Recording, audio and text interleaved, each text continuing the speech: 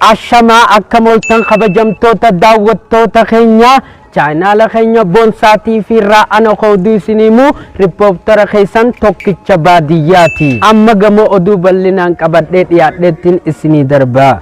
Magaalaa guddittii Dubaay ganda Usmaan keessatti reeytiin maqaan Tish jedhamtu osoon beekin miimoorii 8GB taraayyaa abbaa mancaa qabdu liqimsuudhaaf guyyoota lamaaf osoo addan dhaabe nu badhaafte diini rahmata keetiin jechuun isii dhagahameeti jira. Bal'ina oduu kanaa irraa odeeffanne miidiyaa guddicha jeurraa odeeffanne. Walitti bu'insa mootummaa sijaaraatii fi hawaasa ilkaanii jidduutti uumameen mootummaan sijaaraa onnate boombii aara jedhamuun haleeluudhaan ummata afaanirraa ilkaan akka boqqolloo waaddiitti gubuudhaan Jeneraal Gamdanii fi Aadde Waalbuzunaf dubbataniiti jiru. Kaleessa hulonni lama kashawal harka qabuudhaan barraadaa haadha Jaafar cabsaniiti jiran. Haati Jaafar kafaltii barraadaa kanaa isaan lachuurraa marxoo takka hiiteeti jirti. Waraanni shiftaa injiree jedhamuun beekamu kan paarkii rifeensa jedhamu keessa yeroo dheeraaf galaa ture kaleessa galgala waraana adda bilisummaa filaatiin booji'amuudhaan itti gaafatamtuu mataa firisii dargaggoota Aadde Baataksiin Qarsadii nuuf gabaasteeti jirti.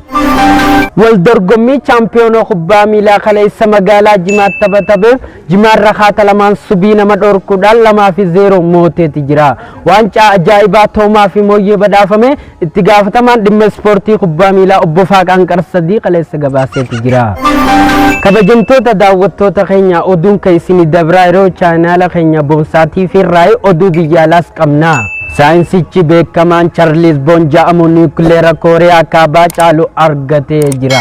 Niwukileerri kunis kan Kooriyaa caala jechuunis dubbateeti jira. Niwukileerri kunis kan irraa hojjetaman asheeta boqqolloo fi hoshongoree irraa akka ta'e dubbatan. Haa ta'u malee niwukileerri maqaan isaa dhuufuu jedhamu kun gaagaalee bubbuu xuuxuu jettu yoo dhukaafame funyaan namaarra miidhaa taasisa jechuun ogeeyyii jaalaa dubbataniiti jiru. Haa ta'u malee pirezidaantiin Ameerikaa Joo Baayiden niwukileera kana yoo oomishuu dhiisuu diddan qophii gurguddoo isinirra keenya jechuudhaan labsa baasaniiti jiran. Godina Harargee magaalaa Awwadaa keessatti dargaggeessi maqaan isaa Boonsaa jedhamu kun dargaggoota 500 ol sochii qaamaa daleessisuu dubbataniiti jiran. Haa ta'u malee dargaggeessi kun roga ispoortii teekwaandoo fi artiilee Oromoo guddisuu keessatti qooda guddaa qabaachuu hayyoonni ispoortii dhaamaniiti jiran. Kabajamtoota daawwattoota keenya oduu magaalaa Kuduraatiin nu qaqqabettiinis ciisin dabarsa.